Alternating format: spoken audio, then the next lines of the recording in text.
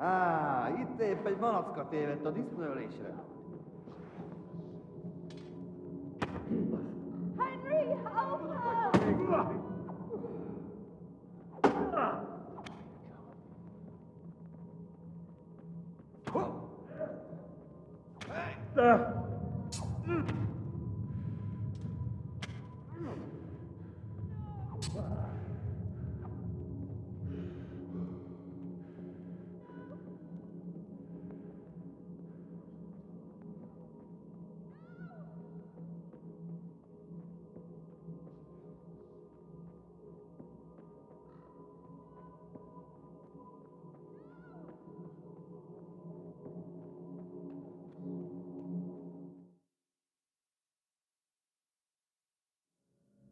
Do you need some help?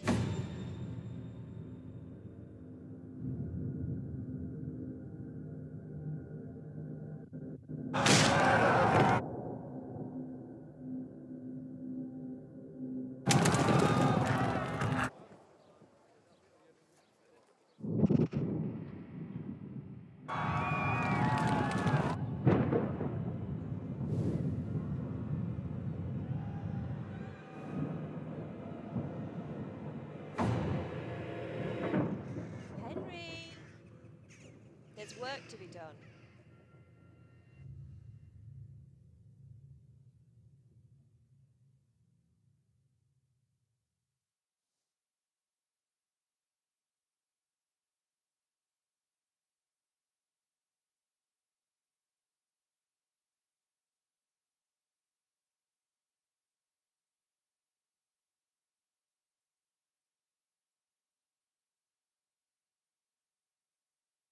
Wake up, Henry.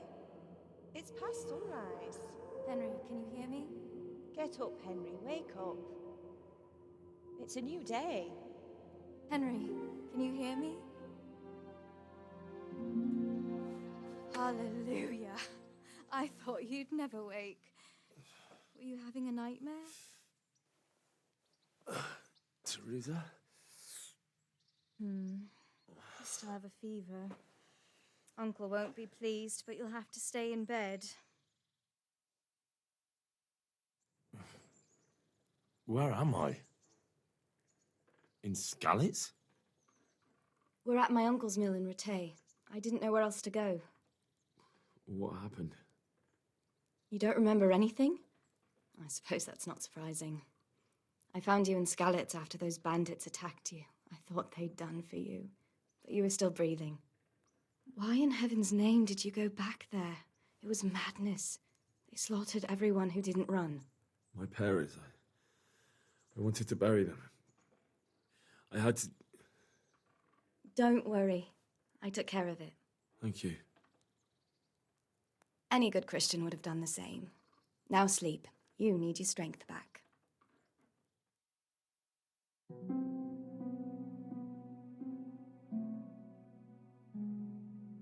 You're awake.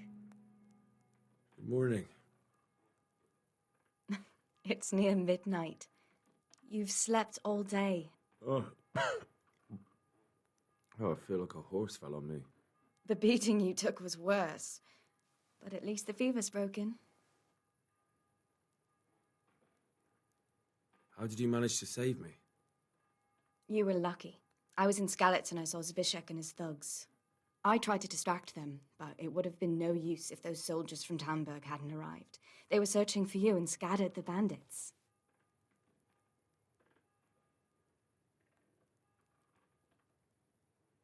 What in the world were you doing in Skalitz?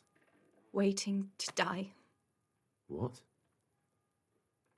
They killed my brothers, my family, my friends. They're all dead. All of them. Everyone I ever loved. They killed one of my brothers in the mines. After that, what did I have to live for? Don't say that. There's always hope. No, there isn't. But it doesn't matter. I'm a different person now. Searching for me? Yes. Lord Divish sent them, led by Captain Robard. So tell me, why is a lord of such high standing interested in a blacksmith? Sir Divish promised Sir Radic he'd look after me, but as for why they should care, I've no idea. Oh, I'm exhausted. I'm not surprised. I'll bring you water and something to eat. In the meantime, rest. You're still very weak.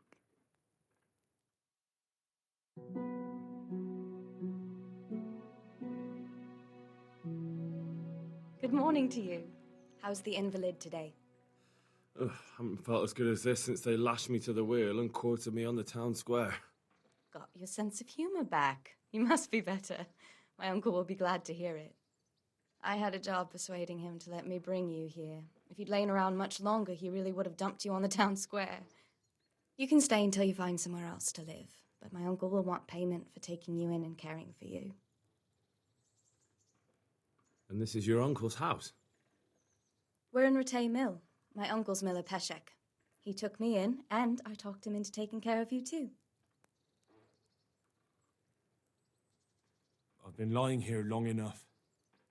Uncle will be pleased he's one mouth less to feed. But are you truly well enough? Well enough to do what has to be done. Where can I find Sir Radzig? He's in the lower castle in Perkstein. He's a guest of Sir Hanush of Leipa. But someone like you can't just walk up bold as you please and demand an audience. I know Sir Radzig, and I didn't bring him his sword as I was supposed to. I must see him. If you insist. But you need to speak to my uncle first. You've been in your sickbed for over a fortnight while he paid the apothecary to tend to you, and for medicine. That's a good deal of a coin you owe him. I've been lying here 2 weeks. My God.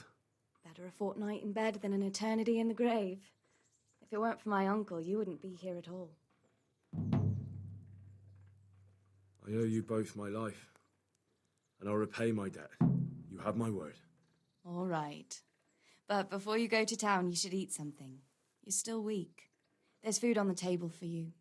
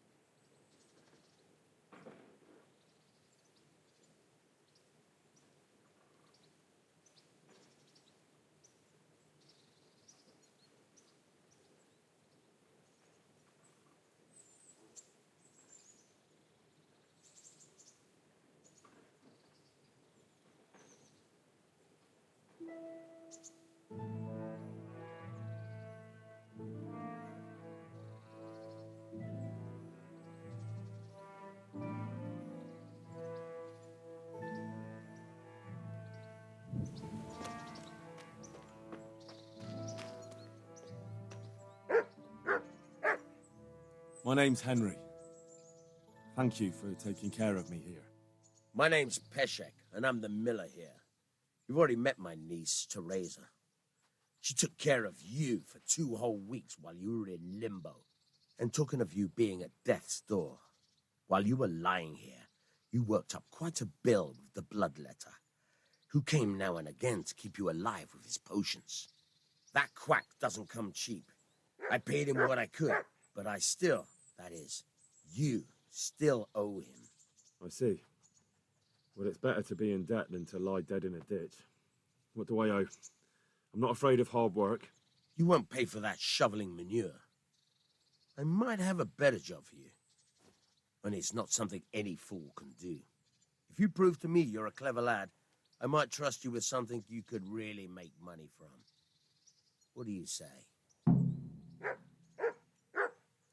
Well, what would you need from me? A trifle. Just to take something from someone and bring it to someone else. And not get caught while you're doing it. That sounds straightforward enough. Except for not get caught. Why would anyone want to catch me? Oh, don't worry. It's just a job like any other. Only this one requires, let's say, the right moral disposition. Do corpses bother you? No honourable man should touch them. That's the executioner's job. Did you expect I'd give you a hoe and send you out to the fields? You can dig all right, but somewhere else. I want to know whether you're going to hide behind some stupid fucking scruples, or if you might be useful for more unconventional work. I was prepared for just about anything, but that's a bit much. But go on. Tell me more. Listen, it's about this ring my mate Wojciech, the Kohelnitz miller, had his eye on.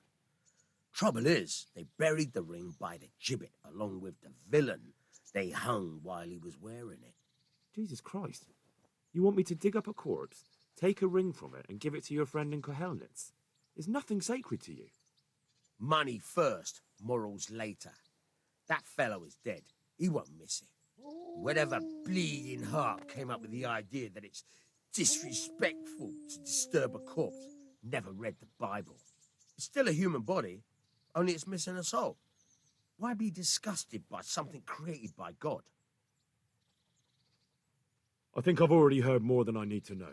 You've got the tongue of the devil himself. If you tried hard enough, I bet you could justify sodomy with a goat. Watch your mouth, boy. There's a shovel here around the mill somewhere. If there's any problem, come and see me. And here's something on the side to make you dig better. Thanks. I'll need it. I can't believe I've come to this. Digging up corpses. Oh, and watch out for the executioner and his hounds. They're pretty savage. And I don't just mean the dogs. You can just throw them some meat. The dogs, that is. But the executioner? Well, don't vex him. Farewell.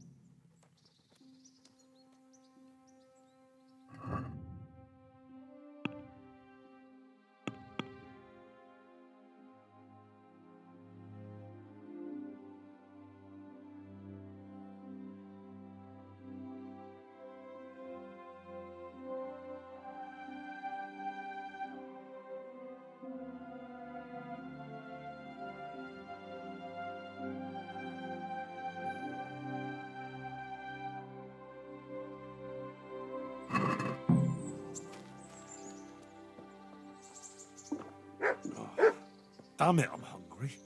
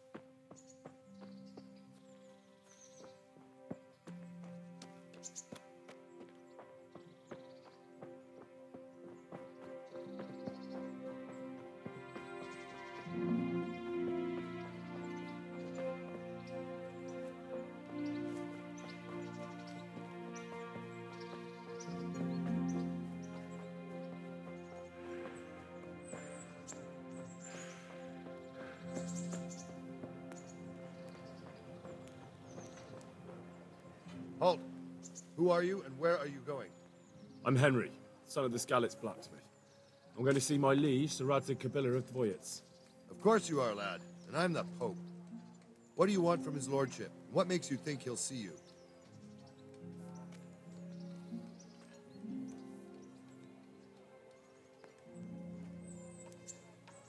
Come on, I'm not some peasant. I'm Sir Radzig's blacksmith, and I need to speak with him. It's my job to stop you. Now bugger off.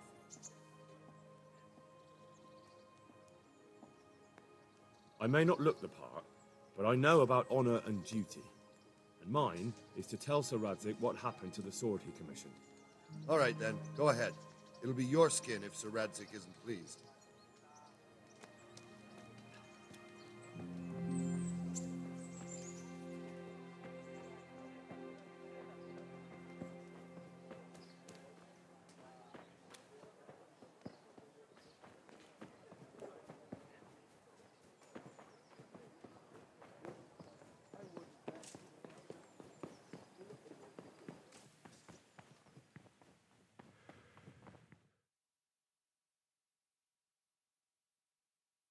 Could that be the smith's son, Hal?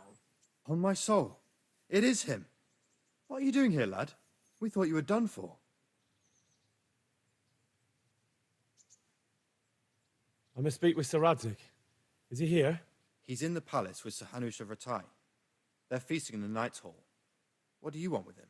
My father made him a sword.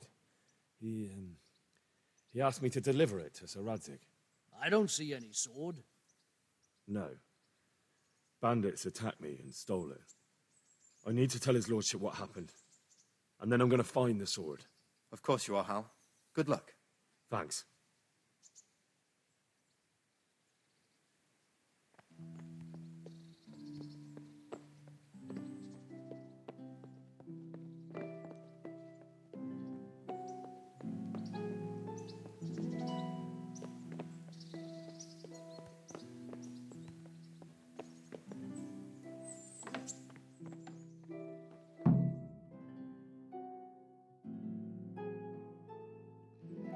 Your Graces, I have to tell you in all seriousness that this land of ours is in the shit. Deep fucking shit. Don't you agree? I might not have put it as eloquently as you, Hanush, but I've been driven out of my own castle, so I'm hardly going to disagree. Indeed. But Pilchstein is yours for as long as you need it. There's room enough for your men and you here at Rattay, and I'm sure my ward won't have any objection to me lending you his castle. I'd be honored. Pechstein is at your disposal as long as you wish, Your Grace. Just as well you have another castle at the other end of town, eh? At any rate, I'm beholden to you, Sir Hans, and to you, Sir Hanush. I don't like to speak ill of your people, Sir Radzig, but, well, there's no love lost between the townsfolk and the refugees. There's been talk of criminality. Well, they'll have to get used to it until the situation's resolved. But when will it be resolved? And what on God's earth is this war even about? I won't lie, sir. I don't understand it. You aren't alone, Father. I believe Sigismund's original intention was to persuade Wenceslas to accept the imperial crown and to leave the rule of Bohemia to him. Who could blame him? I know Wenceslas is a friend of yours, Radzig, but even you have to admit he brought it upon himself. I can't deny the king neglected affairs of state for other pursuits. There is a need for order in the land, but I don't think the lords who sided with Sigismund realized just what Hungarian order looks like. Hungarian order? What concerns me, sir, is how a good Christian could resort to such brutality. To give him his due, I don't think he expected the lords of this country to stand behind the king. But thanks to him, we're tearing ourselves apart, and now he has to get things under control. But why in God's name does he have to use those barbarians? Money is the root of all evil, young sir. Wars are costly, and this one has dragged on for a year. Sigismund ran out of coin for knights, so he recruited those whore sons that settled in Hungary. The less he pays, the more they make up for it with plunder. That's why he attacked us. He was after our silver. What are you doing? You've no business here. Clear off. Wait, it's Henry. Henry, who disappeared after I clearly ordered him to remain at Townburg. I'm sorry, sir, but I had to bury my parents. Had to? Do you think you were the only man who lost someone there? But the others listened to their lord. And it wasn't just your own life you nearly threw away. So Robard and his men risked theirs to save you. I'm sorry, but I had to. Oh, there you go. When you have to, Radzig. Your father was a remarkable man, and your mother, she was remarkable too. They deserved a Christian burial. Did you manage that at least? No. I was attacked by thieves. I wouldn't be here now if it wasn't for that girl. Girl? The miller's daughter, Teresa. The miller's daughter saved you from the footpads? Oh, there's a tale to tell your children. I owe her my life. She distracted them and then brought me to Rattay. But without Sir Robard, we'd both be dead. Oh, that's what I call a good woman. Hang on to that one, lad. Still, it's a great shame your parents are buried in unconsecrated ground. That means purgatory for them. Be quiet, Friar. I didn't invite you here to eat me out of house and home and deliver a sermon while you were doing it. If you're so concerned, Father, maybe you should save the innocent souls of these fine Christians yourself. Go to Skalitz and consecrate their graves. I assure you, if you're killed by bandits, your soul will soar straight to heaven, as long as someone buries you in consecrated ground first. If there's anything left to bury, that plump carcass of yours would be quite a feast for the wolves and the crows. And one skeleton looks much like another, so how would we know which were your ordained bones or those of Sigismund's Tartars? Be that as it may, why have you come here?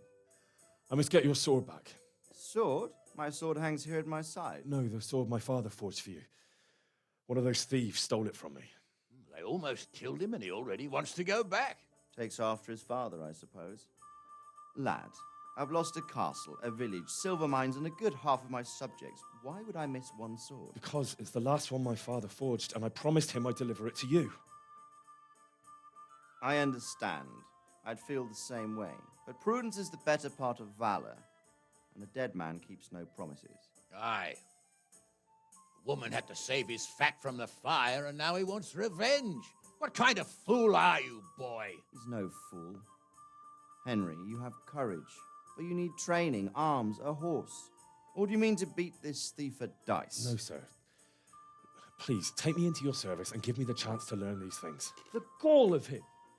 Fled from the enemy, disobeyed your orders, duped Sir Divish, lost your sword, put Sir Robard in danger with his actions, and now he wants a promotion. Sir Capon's right. What you say is certainly true, except for fleeing the enemy. You would have run as well, believe me. Henry's earned some punishment, but how do you punish someone who's already lost everything? Courage and blind obedience are good qualities for a soldier, but a wise man also appreciates loyalty, perseverance, and determination. Besides, that was a fine sword that his father made. If he thinks he can get it back, I won't turn it down. My lord, he's a peasant. You can't make a squire of a peasant. Why not? Someone made a priest of a pig. He isn't a peasant, Father. He's a blacksmith, and recent events have left me in need of his skills. So, you'd like to enter my service? Sir, Yes, I would. You won't regret it. I probably will. I'm doing this for your father, lad. Don't disappoint me. Oh, fortune has finally smiled on you today, lad. Make the most of it. Now that I think about it, Sir Hanush, the boy needs training and experience, and you need spear carriers. That's true. The bailiff is always complaining about your people making trouble in the camp. Maybe one of their own among the guard might help. It might. In any event, it will prove valuable experience. But let's be clear. You're the one paying him. Captain Bernard, see to his training, and then send him to the bailiff. Yes, sir. And don't spare him. You can rely on it, sir. Don't forget, Henry. Don't disappoint me. I won't, my lord.